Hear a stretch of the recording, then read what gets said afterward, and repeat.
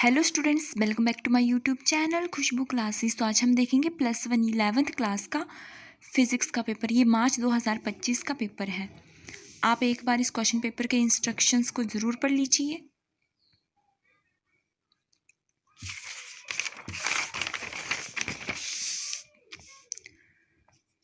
तो हम देखते हैं सेक्शन ए के मल्टीपल चॉइस क्वेश्चन को।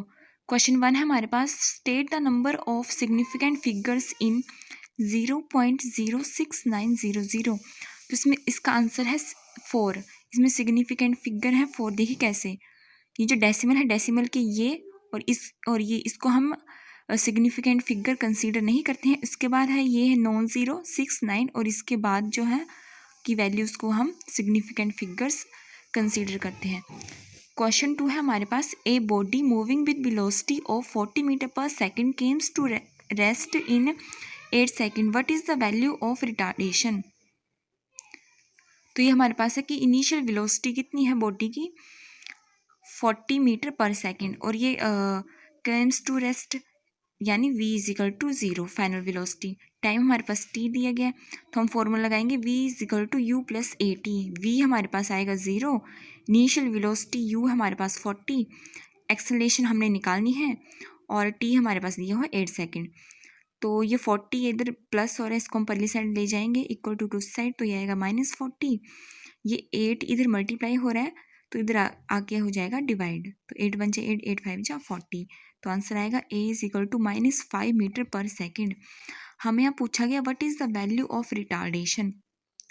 जो नेगेटिव साइन है वो इंडिकेट करता है रिटार्डेशन को, ठीक है। तो यहाँ हमें वैल्यू ऑफ रिटार्डेशन पूछा गया, तो नेगेटिव साइन तो रिटार्डेशन को इंडिकेट करा, तो इसकी वैल्यू को आएगी 5, तो इसलिए आंसर है 5 metre per second square. Next question, the horizontal range of projectile is maximum when the angle of projectile is, तो ये तो डायरेक्ट ही आंसर है इसका 45। द मोमेंटम ऑफ ए बस having mass m standing at the bus stop is, इसका answer आएगा 0। देखिए momentum का हमारे पास फॉर्मूला होता है p इजिकल टू mv। यहाँ बोला क्या गया है कि बस जो है वो बस स्टॉप पे जो रुकी हुई है, ठीक है, बस रुकी हुई यानी बस जो रेस्ट पर है, यानी वेलोसिटी क्या है 0। तो जब वेलोसिटी ही 0 है तो m, तो p की वैल्यू क्या आएगी m इंटू 0, तो ये क्या आएगा 0, तो मोमेंटम क्या है आएगा हमारे पास 0। नेक्स्ट क्वेश्चन है 2 horse power is equal to, तो इसका आंसर है ये, क्योंकि जो 1 हॉर्स पावर है उसकी वैल्यू होती है 746, और जब हम 2 हॉर्स पावर की बात करें तो 746 प्लस 746, तो आंसर क्या आएगा हमारे पास ये। नेक्स्ट क्वेश्चन है हमारे पास, which of the following process of heat transfer is the fastest process. तो ऑप्शन है conduction, radiation, convention and all processes occur at the same rate. तो कंडक्शन और कन्वेंशन के लिए तो मीडियम चाहिए, नीड अ मीडियम, लेकिन जो रेडिएशन है वो does not need any medium. जो रेडिएशन है वो ट्रैवल करती है, travel with the speed of light, और स्पीड ऑफ लाइट की वैल्यू होती है c is equal to 3 × 10⁸ metre per second. तो इसका आंसर जो है वो है रेडिएशन। नेक्स्ट क्वेश्चन है question number 7, the thermodynamic process in which no heat exchange take place is, तो इसका आंसर है एडियाबैटिक, इसमें क्यों है 0।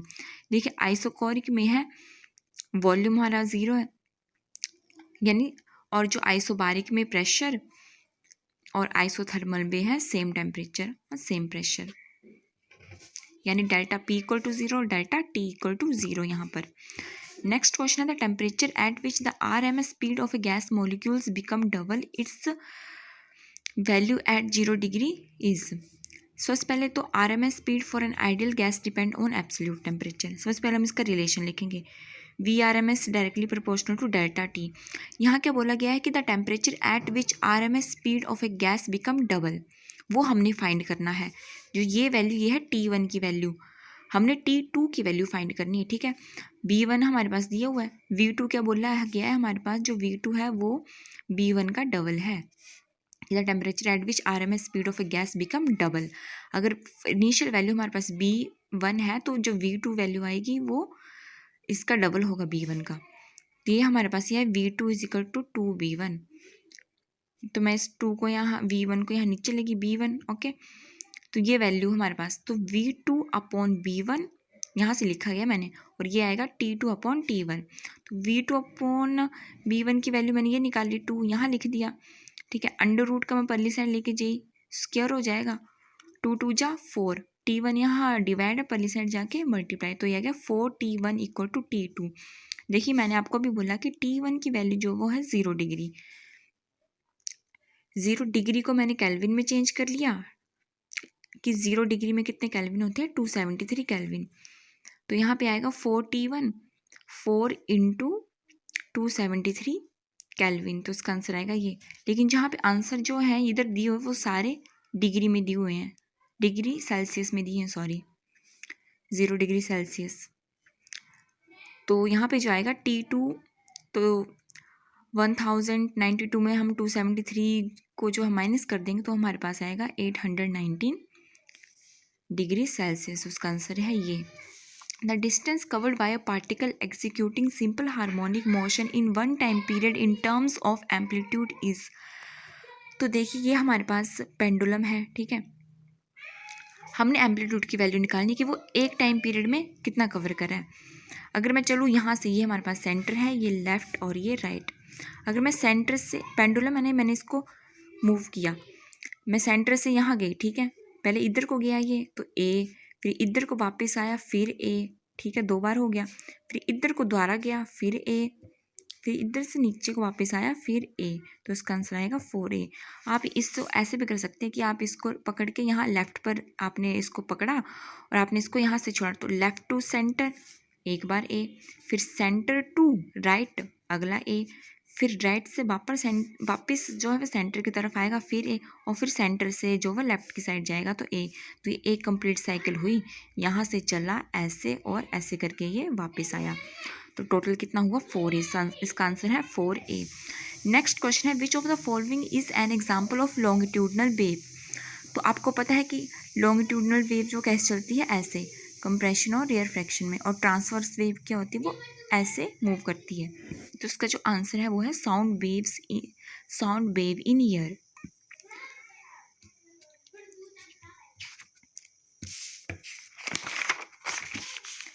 नेक्स्ट क्वेश्चन है हमारे पास क्वेश्चन नंबर 11। देखिए ये दिया गया एरेशन और रीजन का क्वेश्चन। तो बोला गया कि a small droplet of liquid is spherical in shape, true है। अगला क्वेश्चन रीजन जो दिया गया वो दिया गया surface tension of the liquid try to minimise the surface area of the droplet, ये भी ट्रू है। तो इसका आंसर आएगा both A and R true. तो सरफेस टेंशन की जो है, सरफेस टेंशन की वजह से ही जो लिक्विड ड्रॉप्स होती है वो स्फेरिकल इन शेप होती है। तो R is the correct explanation of A. तो इसका आंसर आएगा ये। नेक्स्ट क्वेश्चन है द एरेशन। तो नेक्स्ट क्वेश्चन है हमारे पास assertion, the flash of lightning is seen before the sound of thunder is heard. ये ट्रू है कि जब बारिश होती है तो हमें बिजली चमकती हुई पहले दिखाई देती है, ठीक है। नेक्स्ट जो है रीज़न दिया गया, the speed of sound is greater than the speed of light. तो ये है हमारे पास फॉल्स। तो इसका जो आंसर आएगा A is true but R is false. तो आपकी सेक्शन भी वेरी शॉर्ट क्वेश्चन आंसर्स आप देख लीजिए। ये आपके पास है section C.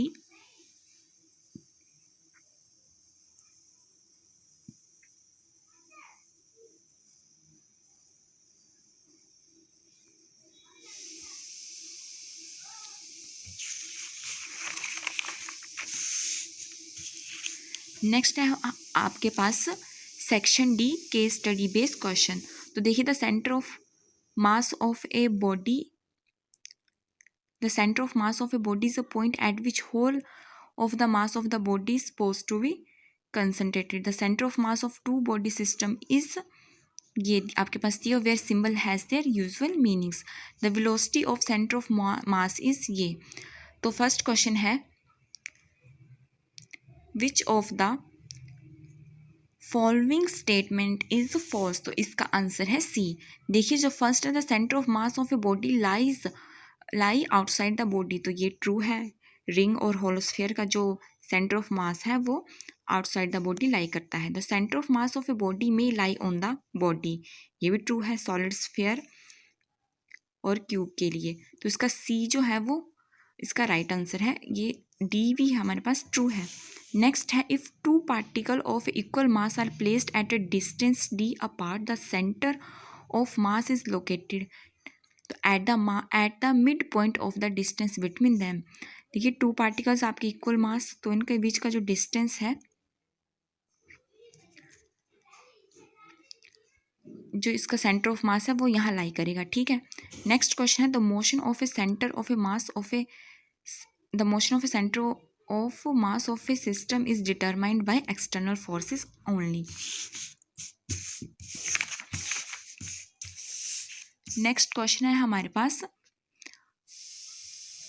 A body moving in a straight line explode in 20 pieces the path of the centre of mass will be straight line. ये ऐसे करके जा रही थी ना, आगे जाके एक्सप्लोड होगी तो सेंटर ऑफ मास जो है वो स्ट्रेट लाइन, इसका आंसर आएगा। तो path of centre of mass will be straight line.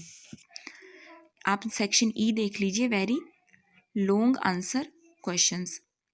ये 25 का बी क्वेश्चन है, न्यूमेरिकल है ये। A bullet of 50 gram is fired from a gun of 2 kg with a velocity of 40 metre per second, find the recoil velocity of the gun. आपने ये पढ़ा होगा conservation of linear momentum.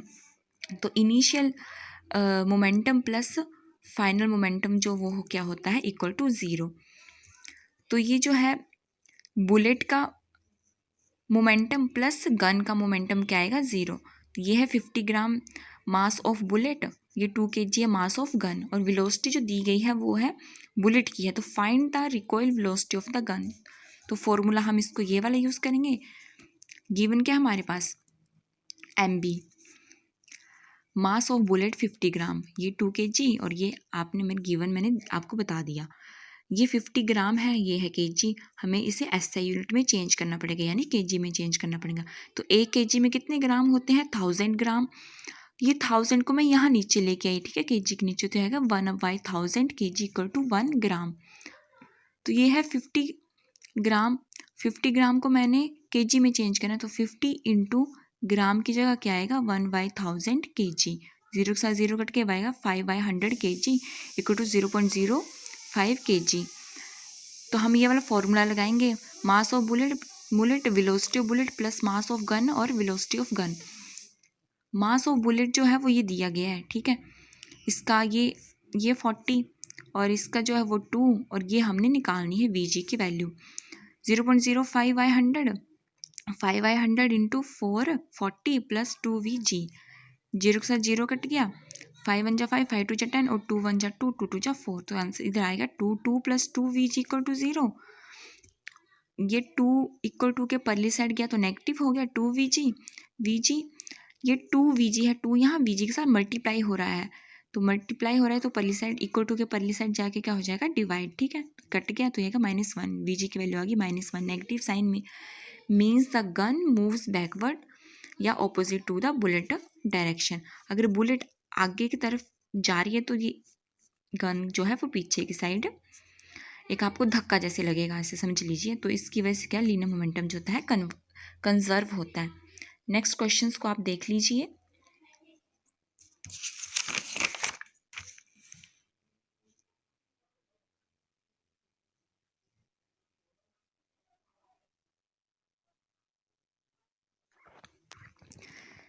तो question number 27 जो है ये आपके पास फिर से दो न्यूमेरिकल आगे देखिए, लिखा गया है if x is the kinetic energy of an ideal gas at 127 degree Celsius, what will be its kinetic energy if its temperature is raised to be 527 degree.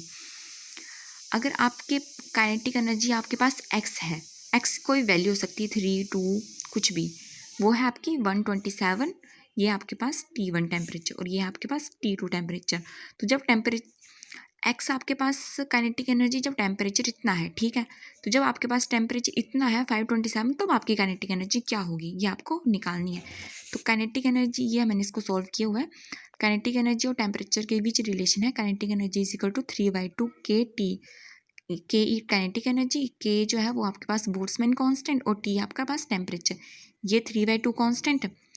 के जो बोल्ट्जमैन भी कांस्टेंट होता है, तो मैंने इन कांस्टेंट्स को हटा के डायरेक्टली प्रोपोर्शनल का साइन लगा लिया। ठीक है, ये हमारे पास डिग्री सेल्सियस में दिए गए, हमने इनको केल्विन में चेंज कर लिया।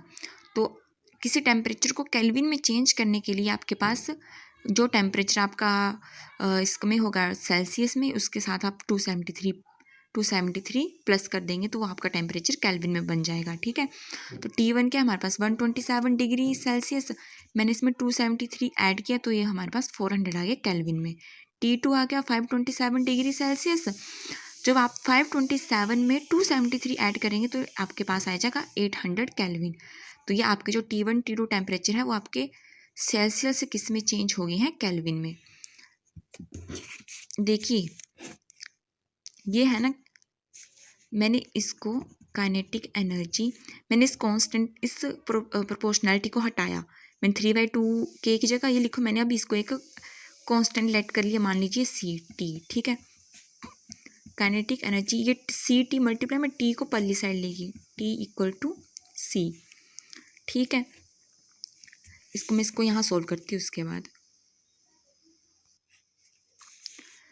ये आपके पास आएगा kinetic energy upon T = C। ठीक है, कांस्टेंट।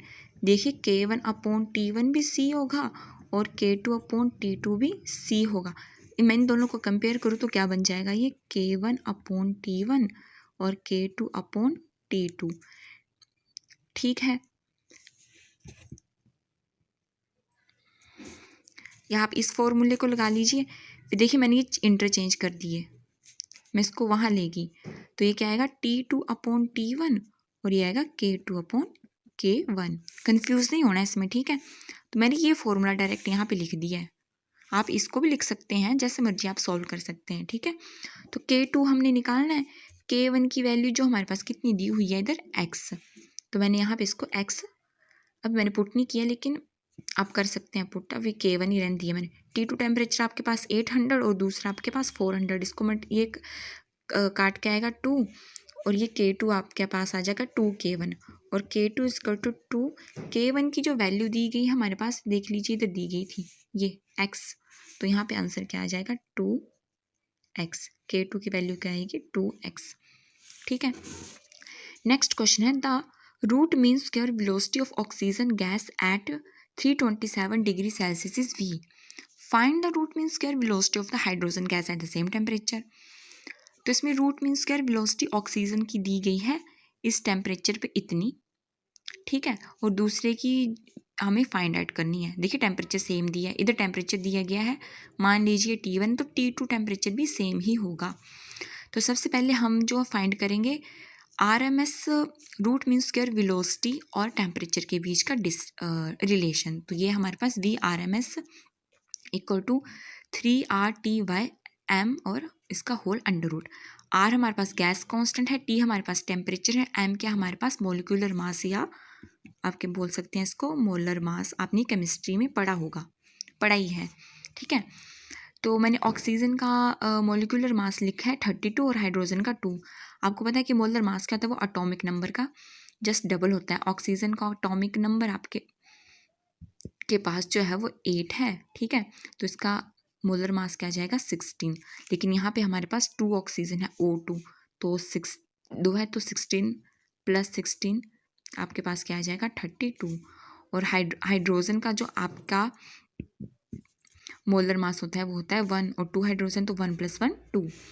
तो ये मैंने लिखा है RMS root mean square velocity of oxygen, ये मैंने O2 से इसको डिफाइन किया। ठीक है, और इसकी मैंने हाइड्रोजन की लिखी, ये फॉर्मूला मैंने लिखा हुआ है, बस यहाँ पे मैंने ऑक्सीजन, यहाँ ऑक्सीजन, यहाँ ऑक्सीजन, यहाँ ऑक्सीजन लिख दिया और सेम मैंने यहाँ पे हाइड्रोजन लिखा है। यहाँ क्या बोला गया है, देखिए क्वेश्चन में क्या बोला गया, at same temperature, temperature same है, तो मैंने यहाँ से इस T की और इस T की वैल्यू जो फाइंड आउट करके निकाली हुई है। देखिए बड़ा इजी है, मेरे पास जगह कम थी इसलिए मैंने यहाँ पे नहीं निकाला, मैं आपको समझा देती हूँ। देखिए कि अंडर रूट है, ये अंडर रूट परली साइड जाएगा तो क्या बन जाएगा स्क्वायर। ठीक है, ये इसलिए मैंने यहाँ स्क्वायर लिखा हुआ है। ये MO इधर डिवाइड हो रहा है, परली साइड जाके मल्टीप्लाई, ये 3R और T इसके साथ मल्टीप्लाई, 3R इस साइड आ जाएंगे = के इस साइड आके ये डिवाइड में आ गए। तो ये आपको समझ आ गया, सेम मैंने हाइड्रोजन के लिए किया, टेम्परेचर सेम है तो मैंने इन दोनों को इक्वल कर दिया। देखिए 3 के साथ 3 कट गया और देखिए R जो वो है गैस कांस्टेंट, तो ये दोनों के लिए सेम ही वैल्यू होगी। तो ये कट गया, ठीक है। तो बचा क्या हमारे पास, V²O2 और MO2 और ये देखिए V जो है, V इसकी वैल्यू हमारे पास गिवन दी गई है क्वेश्चन में आपके पास, ये देखिए V, तो मैंने इसको यहाँ पे V लिख दिया, ठीक है। मोलर मास जो है वो ऑक्सीजन का ये 32, इसकी वैल्यू पुट कर दी और इसकी M की वैल्यू पुट करी 2। हमने निकालना क्या है, root mean square velocity hydrogen की। तो यहाँ से ये 32, ये 2 जो यहाँ मल्टीप्लाई और नीचे जाके डिवाइड, ये कट गया 16, टेकिंग स्क्वायर रूट, मैंने यहाँ स्क्वायर रूट लिया हुआ है, ठीक है इसका। तो देखिए ये, इसको मैं यहाँ लिख रही हूँ थोड़ा, यह है V² यानी V इंटू वी, और 16 क्या होता है 4 इंटू 4 स्क्वायर रूट। आपको पता है स्क्वायर रूट से जो वो पेयर बाहर आता है, ये V का पेयर, तो एक आ गया बाहर 4 4 और 4, तो ये ऐसे आया टेकिंग स्क्वायर रूट, सॉरी यहाँ पे भी स्क्वायर रूट आना था, तो इस ये आया। और V root mean square velocity hydrogen की आई 4V, V किसकी रूट मीन स्क्वायर वेलोसिटी है ऑक्सीजन की। तो ये न्यूमेरिकल है जो ऐसे करना था सॉल्व। अगर आपको वीडियो अच्छी लगी है तो इसे लाइक एंड शेयर जरूर कीजिएगा और मेरे चैनल को सब्सक्राइब करना ना भूलें। और मेरे नेक्स्ट क्वेश्चन पेपर का लिंक डिस्क्रिप्शन बॉक्स में दिया हुआ है, आप उसे ज़रूर देख लें।